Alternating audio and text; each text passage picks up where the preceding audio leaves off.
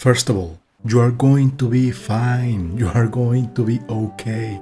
Believe me, it may not look like that right now, but you will. You are going to get through this.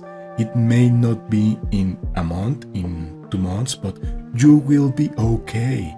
You were fine before that job, and you will be okay after that job. Your life is fine.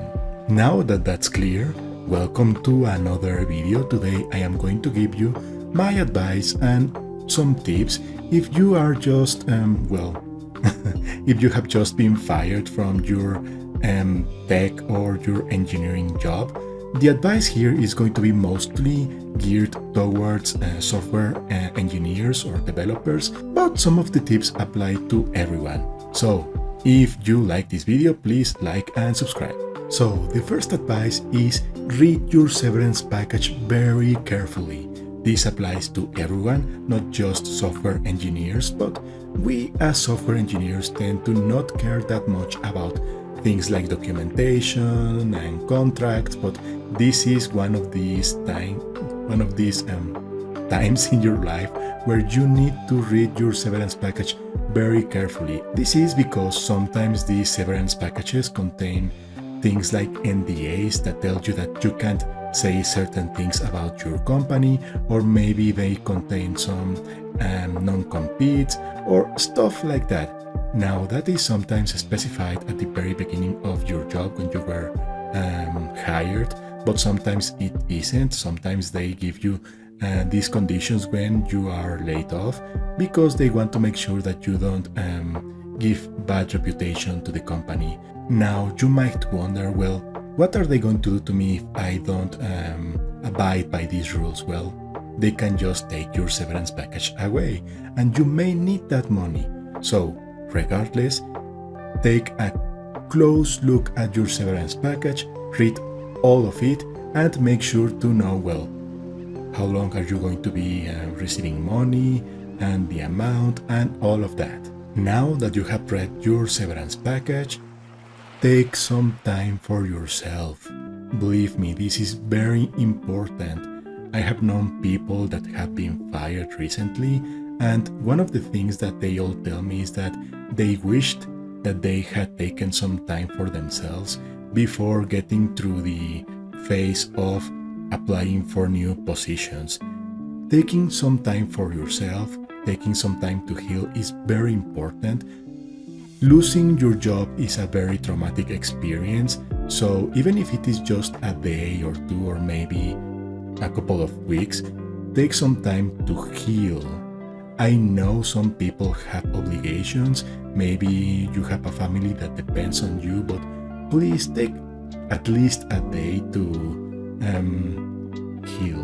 Like I said, maybe play video games, go to a park, go to the movies, do whatever makes you happy. My third advice is update your resume. Yes, this is an obvious one, but if you have been or if you were in your previous job for a very long time, you probably haven't updated your resume in quite a while, so take some time to list all of the things that you did in your job, all of the certifications that you got, everything. Take some time to update your resume. This shouldn't take you long, probably a couple of hours, maybe a day. Obviously, this depends on the things that you have been doing the past few years or months, so it is different for everyone, but yes, update your resume. The next thing that you need to do is to study for your job interviews.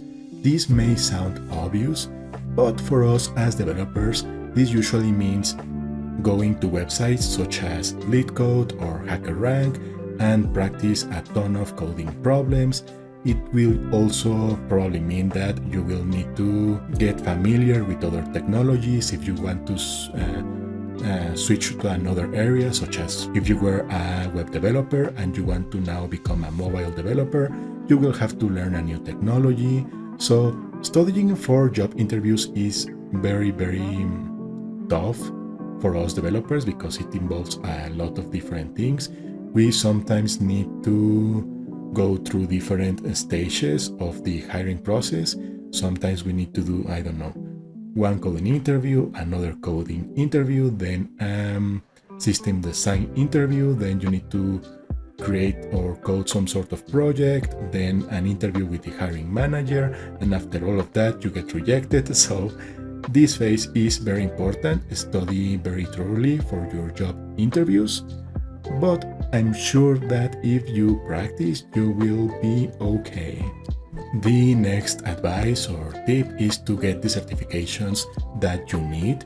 Remember that some jobs require some kind of certification, maybe, I don't know, a master's degree or something simple such as a certification from Amazon or Microsoft or Cisco or any kind of certification that is required for a specific job.